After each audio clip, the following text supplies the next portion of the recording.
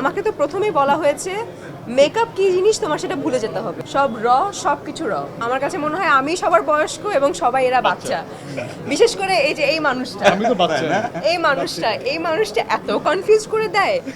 আমি আসলে টেনশনে আছি যে শুটিংয়ে গিয়ে কি করবে এই মানুষটা। তবে আমি খুব বেশি এক্সাইটেড, কারণ এত ভালো একটা সিনেমা যেটা কিনা আসলে আমার জন্য অনেক বড় একটা চ্যালেঞ্জের বিষয়।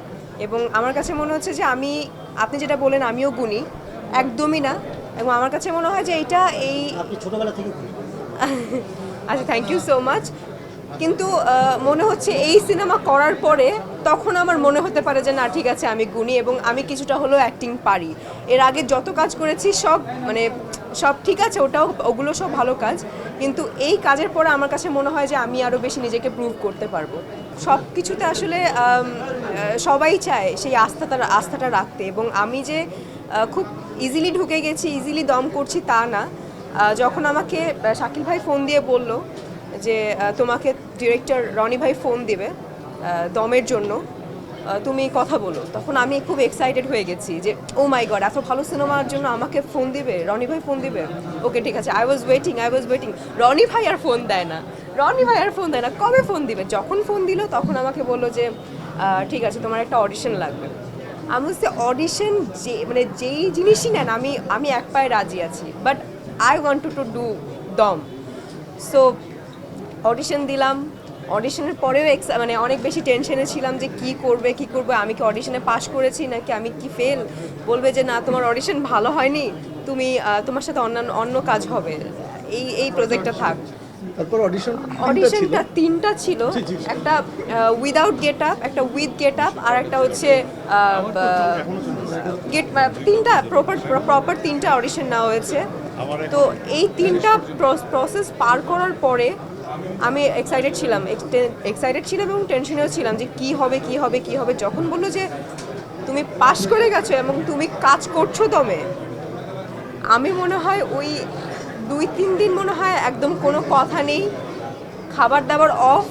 এবং আমার যে কী পরিমাণে আমি খুশি, এটা আমার সাথে যারা ছিল এবং রনি ভাই, তো আমি খুবই বেশি খুশি ছিলাম। সো এখনও রিহার্সাল করছি, এই যে আসার আগেও একটু রিহার্সাল করে আসছি।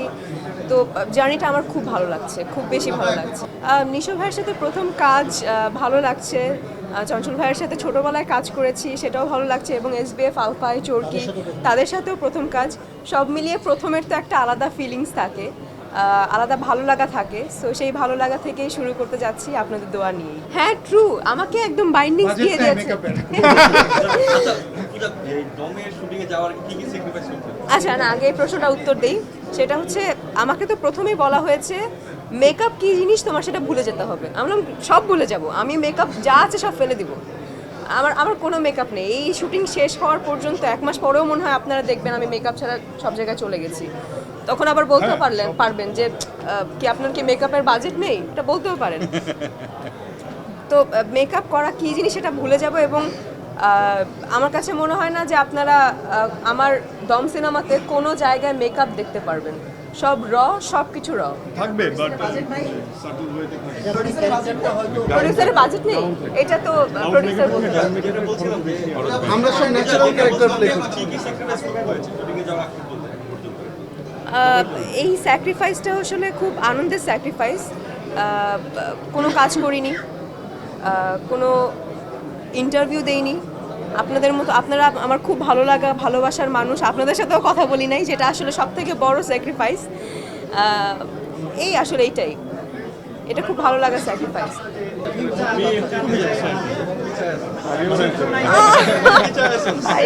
উত্তর কি না হবে? বলো। এটা আমার কাছে, যখন আমাকে বলা হয়েছে দম আমি করছি, তখন থেকে মনে হচ্ছে যে এটা আমার রিবার্থ। এটা আমি নতুন করে আবার নিজেকে প্রুভ করছি।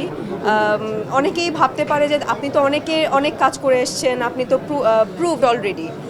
আমার কাছে মনে হয় না যে আমি এখনও প্রুভ। দম করার পরে বুঝতে পারবো যে আসলে কতটুকু পেরেছি, এবং আমি চেষ্টা করব আবার নিজেকে প্রুভ করার জন্য।